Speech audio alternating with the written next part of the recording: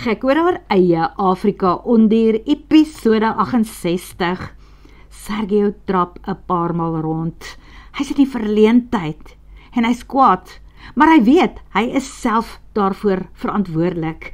Daarom is hy meer kwaad vir homself as vir Alice. Hy het aanvaar dat sy sal weet dat dit klaar is tussen hom en haar.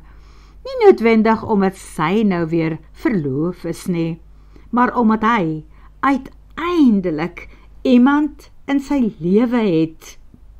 Natuurlik moes hy dit vir Alice gesê het, lankal, daar aan die begin, behalwe dat hulle vuurwerke en veldslaa nooit juis met kommunikasie gepaard gegaan het nie. Hulle praat ook nie tussenin nie, wil nie eens weet hoe dit met die ander een gaan, wanneer hulle mekaar nie sien nie. Maar wanneer hulle mekaar wel sien, is dit 'n ander saak. Was 'n ander saak. En dit is nou klaar. Niks kan immers vir altyd aanhou nie. En hy kan nie die dubbel afspraak en bedsake doen, soos wat sy dit doen nie. Hoekom het jy nie vir my gesê, dat jy iemand saamgebring het nie, Sergio? Jy moes toch geweet het, dat ek my betaling sou kom soek het, na die guns wat ek vir jou gedoen het. Daar is alles omgekrap, dit het uiteindelik lyk asof Sergio reg is om met haar te praat en 'n bietjie meer bedaar het. Alice, hy sug diep, ek is dankbaar vir die guns en die beeldmateriaal wat jy vir my aangestuur het. Dit het die situasie hier totaal ontlont. En ek was van plan om vir jou iets mooi of lekker te koop en dit hier by Sylvia te los om vir jou te gee wanneer sy jou weer sien. Op geen manier het ek gedink of aanvaar dat ons twee weer genigtig Alice, jy en Boua is verloof. Hy het jou laas hier kom soek en amper betrap en amper was daar moeilikheid. Wat my aanbetref was dit die laaste keer. Maar Sergio, dit was nie asof so iets ooit in ons pad gestaan het nie. Of hoe? Vra Alice. Maar natuurlik staan dit in ons pad. Ek krap nie in 'n ander man se slaai nie. Ons twee was instemmende, alleenlopende volwassenes. Dit kan werk vir twee mense wat nie in 'n verhouding elders is nie. Eensame alleen mense, maar sedert Boua daar is jy nie meer alleenlopend nie. En nou het ek 'n meisie, 'n vrou, vir wie ek omgee, waaroor jy gerieflikheidshalwe geswyg het, Sergio. Nee, ek het nie. Daar was net nog geen rede om vir jou van haar te vertel nie, want ek het gedog jy gaan 'n slag getrou wees aan een man. Is dit so? Dan neem ek aan dat jy ook nie vir Lea van my vertel het nie. Nee, ek het nie, maar na dese sal ek sekerlik moet. Ek het gedink, dit is beter om die verlede in die verlede te los, sug hy. En toe haal jou verlede jou in. Hallo, Sergio. Nogal so. Sergio draai om en kyk na die oop woonstel deur, waarby hy en Alice uit is. Daar waar Lea seker nou wonder wat die joos aan die gang is. Ek is jammer, Alice, maar Lea is die vrou met wie ek my lewe wil sluit, en daar sal nie plek wees vir 'n gevoefel tussenin nie. Ek wil haar in die aande in die oë kan kyk en kan sê, dit is net jy en ek. Vir 'n oomblik lyk dit asof Alice om 'n klomp aaklighede gaan toesnou, en toe versag die uitdrukking op haar gesig. Weet jy wat, Sergio? Eintlik het ek niks anders van jou verwag nie. Ek het geweet dat jy een of ander tyd daardie een gaan vind wat die einde van jou swervers bestaan gaan beteken. En ek het altyd besef dat jy dan sal getrou wees aan haar. Gaan haar toe. Sê vir haar, ek is jammer. Dit sal nie weer gebeur nie. Behalwe natuurlik as sy jou los vanaand. Alice, moenie, Hy vou sy arms oor sy bors. Moet ek saam met jou huis toe stap, of sal jy veilig wees? Natuurlik sal ek veilig wees. Hoeveel keer het ek nie in die nagte hier tussen die bome deur na my huis toe teruggegaan nie? Gaan soek liewer na jou meisie. Sy daai kant toe koers gekry. Alice wys in die rigting van die lagoon. Daai kant, in die rigting van Barra, 13 kilometer van hier af. Wat? Sergio vlieg om. Daarna spring hy op 'n drafstap weg, om eers in sy woonstel te gaan kyk. Miskien trek Alice net sy been. Toe nie. Alice is sowaar reg, want Lea is nie daar nie. Sy het waarskynlik regtig in die rigting waarheen Alice bedui het, geloop. Sergio se hart tamboer teen sy ribbekas. Hy voel nie regtig skuldig oor 10 jaar van sy bedpret met die vrou nie. Hy was nog nooit so eng om nie so af en toe 'n gelukkie wat na sy kant toe gekom het aan te gryp nie. En hy en Alice was goed vir mekaar. No strings attached. Hy was dikwels moer wanneer hy hier weggery het terug binneland toe, as voordat hy hier aangekom het. Dit was hulle twee se geheim, al het sy suster Sylvia waarskynlik presies geweet hoekom en wanneer Alice teen die trappe afgeglip het, om vir Sergio 'n stukkie koek of 'n curryvissie in sy plek te gaan aflaai. Maar Sylvia het dit beslis nie goedgekeur nie. En as sy ouers dit moes uitvind, het hulle waarskynlik 'n ander ontvangsdame daarbo by hulle toonbank aangestel. Hulle was diskreet, hy en Alice, nooit in die openbaar gewys dat hulle mekaar 'n bietjie beter ken as bloot hallo en totsiens nie. Maar daar, agter die toedeur van sy woonstel, het hulle mekaar letterlik opgevreet. Nie van liefde nie, van listigheid. Maar dit was klaar en is verby meer as 'n maand gelede. Die laaste naweek wat hy hier gekuier het, was ook die stadium waar hy tot inkeer gekom het. Veral na Boua, wat vir Alice hier kom soek het. Dit kan enige een vir haar wees, en sy wissel maklik van maats, het Sylvia hom ook gewaarsku. Dit het Sergio besef, toe hy daarna vir Alice en Boua in die golwe gesien speel het. Alice gee nie om wie en wat nie. En dit is hoe 'n man dikwels werk, het hy besef. 'n Vrou se kop werk anders. Daar het hy 'n parameter skuif in sy kop moes maak oor Alice. Maar Lea is 'n vrou. Veral haar woorde voor die vorige naweek kom weer by hom op, dat sy wil iets voel vir 'n man, voordat sy hom in haar bed toelaat, en dat sy wil weet dat daar van sy kant af ook iets is. Nie net vonke nie, dit is alles of niks vir haar, en veral wil sy weet haar maat gee genoeg om. Hy wat Sergio Martinez is, flippenhel, gee hy om. Verflaks, man, ja, hy is mal oor haar. Nee, nie net mal nie, hy vrek oor Lea, sy hele bestaan draai om haar, en hy hou daarvan so. Dit is hoe sy pa mos ook is. Sy vrou kom eerste, daarna die kinders. En dit is waar Sergio ook nou is. Hy het Lea lief. Hy kan nie en wil nie meer sonder haar deur die lewe gaan nie. En dit is hoekom sy hart nou so te kere gaan in sy borskas. Hy is angsbevange. Hy sweer, hy kom iets oor as hy vanaand vir hom sê, wie die Joos is daarie tert, Sergio, en moenie jok nie, ek kan mos sien wat aan die gang is. En dat dit verby is tussen hulle, vat my huis toe en vergeet van my, Sergio. Nee, asseblief nie, sal hy pleit. In die hardloop begin hy na roep, Lea, Lea, waar is jy? Kom asseblief terug. Hoe ver kan een klein vroumensie nou eintlik in 'n kwartier, of is dit 'n halfuur geloop het? Een wat nog herstel na 'n operasie.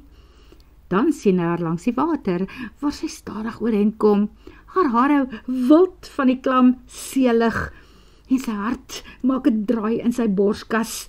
Hy steek vas en wonder of sy vir hom gaan probeer weghardloop. Sy kop vra, asseblief, moenie. En sy doen dit nie. Genadiglik kom sy so waar na hom toe aangestap. Sergio?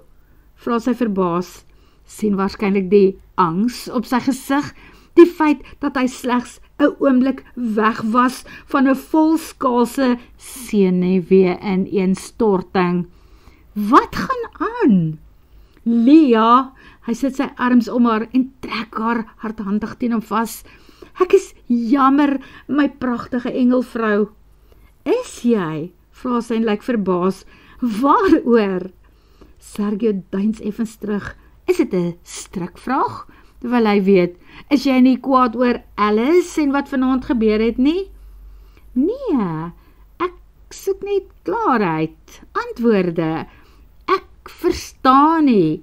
Jou ouers en suster hou vol dat jy nog nooit 'n meisie of 'n vrou aan hulle kom voorstel het of saamgebring het huis toe nie. So wie is hierdie Alice en waar kom sy vandaan? En moenie vir my sê dat julle nie 'n bed gedeel het nie. Alice is van die huis langsaan. Sy help soms by my ouers uit. En by jou? Living next door to Alice? Mymer Lia. Ok, nou vertel vir my, wat is sy presies van jou? Ons was, hy soek na woorde, geliefdes, vra Lia en draai haar kop skeef. Of was dit 'n skelm affære? Het ons hier te doen met die goeie dokter Sergi, wat homself deur die stoute meneer Ondier aan sy neus laat rondlei? Die knaap wat so lekker in die donker knoei en niemand mag daarvan weet nie? Sergio voel hoe sy bene onder hom gaan pad gee. Dan is dit so. Daar slaan sy die spyker op sy kop. Hy soek weer na woorde en stotter uiteindelik. Soort van, dit wat tussen my en alles was nooit 'n ernstige ding nie. En ons was beslis nie geliefdes nie. Consenting adults. Soos ek en jy? Vra sy. Lia, stop dit. Of nee, neek my dan maar op. Maar moet my asseblief nie uit jou lewe wegstuur nie. Hoe kan so iets nie 'n ernstige ding wees nie, Sergio? As 'n man en vrou hulle liggame vir mekaar gee, is dit die heiligste en mees intiemste daad wat daar kan wees. Vir 'n vrou in elk geval. Wel duidelik nie vir Alice nie. Wil hy verduidelik en voel hoe die sweet in straaltjies teen sy rug afloop. En toe besluit hy dat daar net een pad is en dit is die reguit pad. Net een storie om te vertel en dit is die heilige waarheid. Hy begin vertel. Ek het Alice meer as 10 jaar gelede ontmoet, toe ek hierheen gekom het nadat Katja se verloofde by ons in Tanzanië aangesluit het en ek net wou weghardloop, selfs uit die lewe uit. En Lia vou haar arms oor haar bors, terwyl haar gewig van haar linkervoet na haar regtervoet verskuif. Alice het by ontvangs gewerk, en my nogal goed laat voel oor myself, selfs die dag toe ek op my slegste gelyk het en gevoel het, na 4 dae in busse, sonder bad, sonder kos, sonder om te skeer of selfs te was. Toe sy uitvind dat ek deur 'n liefdesteleurstelling is, het sy dadelik vir my gesê, die enigste manier om oor 'n vrou te kom is om op 'n nuwe een te kom. En toe val jy daarvoor, met jou ondier gaan staan en dink. Sy trek hom aan sy kortbroek nader en steek haar hand daarin. Hierdie monster van jou. Is jy lief vir haar? Sergio, was jy vir haar lief? Nee, ongelukkig nie. Ek bedoel, nee, gelukkig of ongelukkig nie, nee. Hy byt op sy tande toe hy voel hoe haar hand om hom sluit. Hy wag in spanning. As sy hom vandag daar seermaak, het hy dit sekerlik verdien. Hy praat verder. Ek gee om vir haar as mens, maar ek het haar nooit lief gehad nie. Ons het ons pret gehad, maar wanneer dit verby is, vergeet ons gewoonlik van mekaar se bestaan tot ons mekaar weer gesien het. Sy ook, vra Lia, en hy voel hoe meneer Ondier begin reageer op haar aanraking. Hy slus en voeter die rasie met 'n stuk dryfhout plat. Nog meer verleentheid. Wel, dis wat sy sê, dat sy ook niks voel nie. Ag nee, Sergio, dit is so leeg, om by iemand te slaap en niks vir die persoon te voel nie. Hulle noem dit wellus. Die ding met Alice, Sergio probeer weer verduidelik, ek sê nie dat sy 'n slegte meisie of vrou is nie, en ek wil nie jy moet minder van haar dink in die toekoms nie, maar sy kry nooit genoeg nie, en dit was so bietjie van 'n skakelaar vir 'n leeumannetjie soos jy. Hoe gereeld bespring 'n man na sy wyfie nou weer? Ek onthou nou weer elke 15 minute. En toe begin sy haar hand beweeg. Lia, moenie! Hy probeer wegkom. Ek is jammer. Waar gaan jy heen, jou ondier? Ek is nie klaar met jou nie. Sy glimlag onverwags. Toe steun hy. Lia, jy hoef dit nie te doen nie. Maar asseblief, moenie nou ophou nie. Hoe wonderlik is dit om Sondagoggend met Sergio se warm lyf teen haar wakker te word. Lia glimlag wanneer sy weer aan die blydskap op Sergio se gesig dink, toe sy vir hom na die tyd gesê het, dat sy net sy hokkie 'n bietjie wou skud, maar dat sy tog wou weet oor waar Alice in sy lewe staan. Sy amberbruin oë was wyd van skok oor haar woordkeuse. Sy het beslis nie net sy hokkie geskit nie. Sy het amper die grond onder hom uitgetrek. En toe het hy gelag en by die lagoon ingetuimel om te gaan afspoel. Daarna het hulle hand aan hand teruggestap na Sergio se woonstel. Hy eers weer onder die stort in om die sout van hom af te spoel en sy het so lank in die bed geklim en byna dadelik weer aan die slaap geraak. Nou loer Lia op haar selfoon. Daar is 'n stemboodskap van haar pa af. Sy staan op om buite te gaan luister om nie vir Sergio te pla nie. Haar pa wat hoop dat dit goed gaan met haar, wil weet wanneer hulle terugkom en sy en Sergio moet regtig nie bekommerd wees as hulle dalk nie vandag die fone beantwoord nie. Hy en Paula gaan 'n bietjie rondry in die omgewing. Geniet dit. Ons gaan vandag saam met Sergio se ouers en sis iets eet in Tofu. Maar ek vat die foon saam en die sein daar is goed. So laat weet asseblief verslag vir ons hoe dit met Gatto gaan.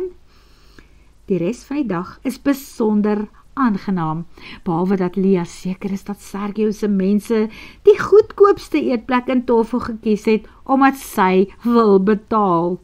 Dit is nietemin 'n vreeslike oulike plekkie en die hoender en seekosgeregte op die spyskaart is voortreffelik. Agterna luier hulle soos vakansiegangers in die winkeltjies rond. Wanneer Sergio en sy pa beduie dat hulle gou iewers heen moet stap, trek hulle 3 vroumense plakkies uit en gaan stap op die skoon wit sand van die pragtige strand. So ver as hulle gaan, neem Lia foto's van die dorpie en die oseaan en sy stuur dit na haar pa se foon toe aan. Sy kan sien dat hy dit oopmaak, maar hy antwoord nie. Daarom bel sy later weer. En toe hy weer nie antwoord nie, kry sy daardie toenemende gevoel van ongemak in haar. Iets is nie reg op Herders Retreat nie. Wanneer laas het jy met my pa gepraat, Sergio? Vra Lia, wanneer die 2 manne na ruk weer by hulle aansluit. Ongeveer 3 dae gelede, dink ek. Hy het nie sy foon beantwoord nie, En Maria is mos nie daar nie, so ek bel nie. Hoekom? Wow, dan weet jy seker nog nie dat 'n spesiale takspan van die polisie vir Ralph op 'n lughawe in Mpumalanga vasgetrek het nie. Nee, Lia, ek weet verseker nie daarvan nie. Sergio se gesig raak stroef. Weet jy wat dit is wat hulle teen hom het? Lia krimp 'n bietjie ineen onder die regheid blik van sy amberkleurige oë, maar sy antwoord: hulle het die kop en pote van 'n leeuwyfie in sy vliegtuig gevind. Hy word glo al 'n geruime tyd dopgehou. Daar word vermoed dat hy met skaars en bedreigde spesies handel dryf, soos in smokkel met sy vliegtuig. Wel, dan kan hulle hom maar toesluit en die sleutel vir altyd weggooi, raas Sergio. Hey, wat gaan aan? Hoekom is jy so kwaai, broer? Vra Sylvia. Ag, sommer werksgoeders, plaasgoeders, antwoord Sergio vaag. Sal ons iewers by 'n tafeltjie gaan sit en 'n skemerkelkie drink, voordat ons huis toe gaan? Sergio wag dat die kelner almal se bestellings neem, en toe die drankies aankom, lig hy sy glas ewe plegtig en bedank sy familie vir hulle gasvryheid en die manier waarop hulle sy vrou, meisie, in hulle lewens verwelkom het. Hulle verblyf raak nou kort, hulle vertrek Dinsdag dou voor dag, want hulle het ook 'n baba wat vir hulle by die huis wag, hulle geliefde kieterkat Gatto. Wat Lia weer daardie hol gevoel op haar maag laat kry. Hoekom praat haar pa nie oor Gatto nie? Maar sy wil nie Sergio se laaste paar dae hier op Tofu bederf nie. Daarom glimlag sy maar saam. En toe skraap Sergio sy keel. Daar is iets wat ek graag wil doen, terwyl ons nou almal hier by mekaar is, met die pragtige see en strand hier voor ons. Sergio haal 'n papiersakkie uit sy boesak. Sy hande bewe effens toe hy dit oopvou en 'n klein boksie daar uithaal. Hy dra na Lia en maak die boksie oop. Binne-in is daar 'n dun goue ringetjie met geen verserings bo-op nie. 'n belofte ring, sê Sergio, terwyl sy oë in Lia se boor. 'n belofte van eksklusiwiteit. Jy is net myne en ek is net joune. Maar met 'n belofte van baie meer om te ken, terwyl ons mekaar beter leer ken. Tussen my en jou. Want natuurlik sal ek eers moet ouers vra, daai kant ook, al het ek reeds met my pa en ma oor ons gepraat, wat hulle seën en goedkeuring gegee het. Daarom wil ek graag die oomblik met hulle, my sus en die Hego deel, as jy ja sal sê. Sergio haal diep asem en toe vra hy, Lia, sal jy asseblief myne en net my meisie wees? Sal jy ja sê, as ek noem dat ek weet, ek moet eers met jou pa praat, om die volgende stap te neem? Dit is om verloof te raak. En ek weet dit is gou, ons ken mekaar nog kort, maar vir my voel alles so reg. En as dit uitwerk, sal jy dit dan oorweeg om met my te trou? Kan ons 'n datum vasstel vir ons groot dag? Lia weet haar oë is wyd soos perrings. Dit is die laaste ding wat sy vandag verwag het. Doen Sergio dit oor gisteraand? Maar nee, iets aan hom is so opreg en so eerlik, soos net hy kan wees. En toe sy nie dadelik antwoord nie, voeg hy by, asseblief Lia, want ek is besig om so lief vir jou te word, my engelvrou. Ek kan en wil nie sonder jou aangaan nie. Jy het betekenis aan my bestaan kom gee. Nou is daar boonop iets kwesbaar aan die klank in sy stem. Daarom huiwer Lia nie vir 'n oomblik langer nie. Sy antwoord, ja Sergio, ek sal graag jou meisie wil wees, jou verloofde ook binnekort, As jy nie te bang is om my pa te vra nie, spot sy om haar eie aangedaanheid weg te steek, waarna sy ernstig raak. Ek is lief vir jou ook, Sergio, jou fantastiese leeuman, en jou familie is so amazing. Dankie dat ek julle liewe mense die afgelope paar dae kon beter leer ken. En ons vir jou kom dit soos 'n koor, en daarmee saam gelukwense en drukkies wat uitgeruil word, meer trane wat spat in so mate, dat selfs Sergio se pa 'n servet moet soek, en deur haar eie trane sien Lia hom aankom, soos die dreigende onheil van self, met 7 kleintjies wat agter hom en 'n bloedjong donker vroukie aan orrelpyp. Hy lyk soos vader Klaarhout, darm minder dreigend as hy nie 'n masker op sy gesig het nie, en sy hare is spierwit grys en oral om sy kop.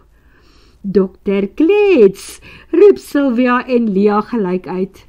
Die man glimlag en waai 'n groet. Toe kyk hy na Sergio en dop sy linkerhand om.